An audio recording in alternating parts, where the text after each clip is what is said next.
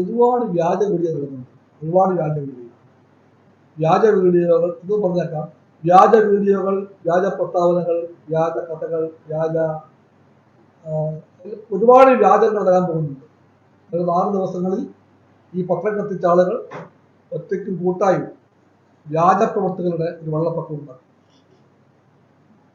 അതേപ്പറ്റി LDF തികഞ്ഞ ജാഗ്രതയുണ്ട്, നല്ല ബോധ്യമുണ്ട്.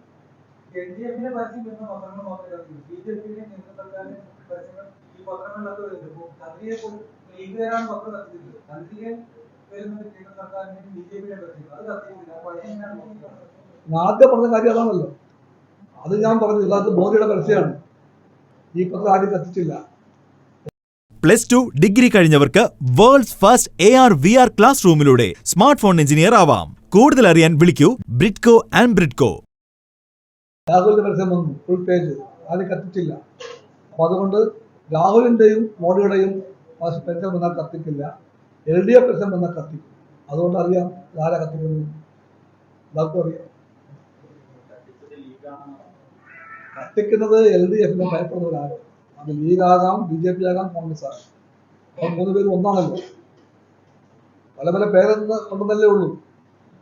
ഇവിടെ വരുമ്പോൾ LDF വിരുദ്ധ രാഷ്ട്രീയത്തിന്റെ അടിത്തറമേൽ അവരെല്ലാം ഒന്നാണ്. ആ പടുതെങ്കിൽ കൂട്ടാം SDPI. ഒരു കൈ BJP തോളിൽ, അടുത്ത കൈ SDPI തോളിൽ. അതാണ് ഇപ്പോഴത്തെ കോൺഗ്രസ്. ഇതാരും ആകാം. പത്രം കത്തിക്കുന്നതിനുള്ള ഒരു മഹാഭാവം കേരളത്തിനകത്തുണ്ട്.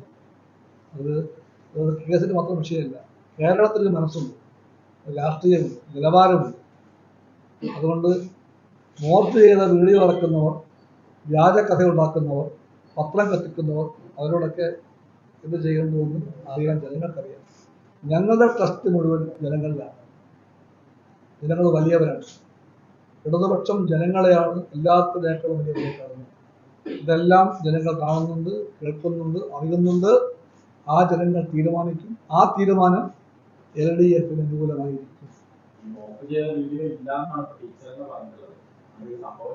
ഞാൻ ടീച്ചറുടെ പേരൊന്നും പറഞ്ഞില്ലല്ലോ.